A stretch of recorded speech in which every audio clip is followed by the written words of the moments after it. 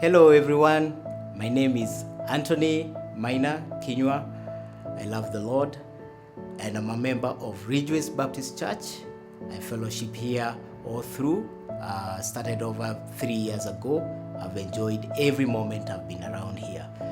Today I'm excited and I'm going to be talking to you about friendship. We want to look at who the initiator of our friendship is. When you look in the Bible, you see various times that God has initiated friendship with man. In the times of Abraham, God initiated that friendship with Abraham. And with Abraham, it is recorded in the Bible that Abraham was a friend of God. And so, in a nutshell, we would say friendship, the initiator is God. And we look very closely to what and how that friendship materialized. And we see to the parties it was beneficial. God's name was known. Abraham was blessed. So there is a mutual benefit in friendship. And true friendship, if you look at the Bible in Proverbs 18 verse 24, you see about what type of friends we should have. And we should not have friends who are going to eat on us. We should not have friends who are just weighing us down. And therefore, it makes us to be able to come upon a time that we have to choose our friends and we choose them wisely. I want us to look at the forms of friendship. My math professor was telling us about mixing numbers.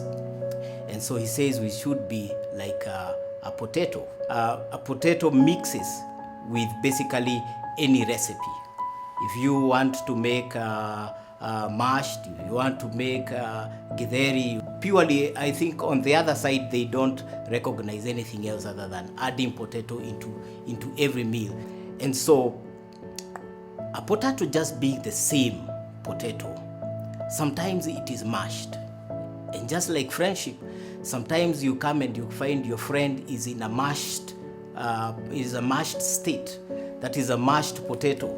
And that time your friendship is blooming, it is nice because it goes down your throat very nicely, it is appealing. But sometimes the same potato is in chili and has masala, and sometimes it will be choking you, making you, sometimes your nerves or your hair to stand on end. And at that time, this is still your friend.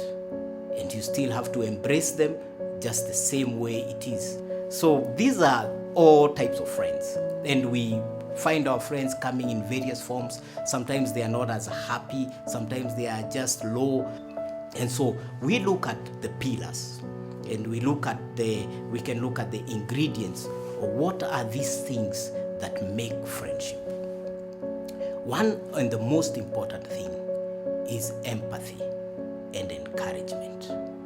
Empathy and encouragement. What is empathy?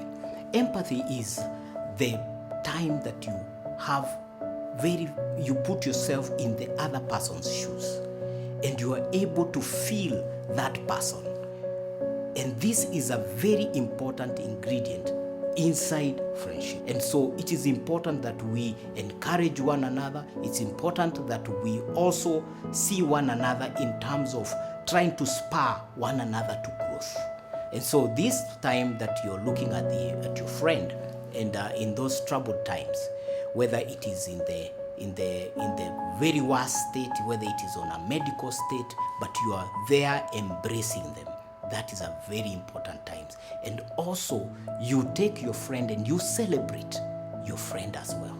Because in friendship, there is times that are high, there are times that are low. Now, the other thing and the other pillar is prayer. Prayer.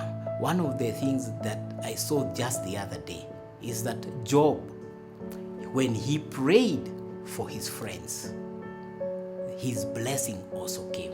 That was a wonderful experience. And the reason we are praying for our friends is also because we want to guard this relationship. We want to make this relationship to continue to have that godly protection. Another thing that we need to also look at is forgiveness. Because we are human, at times we may be able to wrong the other party. And because of this, we get into that mode that we are easy to forgive. We are not hard. We don't hold anything. You know, when you hold things in your heart, instead of it becoming poison to the other person, it actually becomes poison to you. And so we don't want to go to that extent. What we want to do is have an easy heart that can be able to forgive. It is also important to communicate, and to communicate well. Perfect communication. I mean, allowing ourselves to be able to communicate that, because we are able to share secrets. We are able to build truth and confidence. This can only be done when we are communicating well. We are spending time together, you know, because there may be no other time that you will fully know a person. But unless you communicate, unless you come very close and you're talking, and then you're communicating your worries, you're communicating your thoughts, and so you spur one another through also that. Lastly, I would say is to respect one another. It is very, very important to, first of all, know what it is that would hurt the other person. Getting to know the boundaries that exist. Getting to know what it is that would make the other person unhappy. It is very, very important, so that again, we don't trend on the other person's foot. And if at all you notice that there are certain things that they don't like, avoid them and be sensitive to those kind of things. And so there are people who would always want to have a relationship and that friendship with God. And this also happens when they are able to receive Christ, who God sent to us, and they can be able to have that blissful friendship relationship with God and also with man. So these are some of the things that will add up and spice our relationships. So thank you for listening and watching this video, and I hope that one of the days we're going to talk more about friendship. Thank you.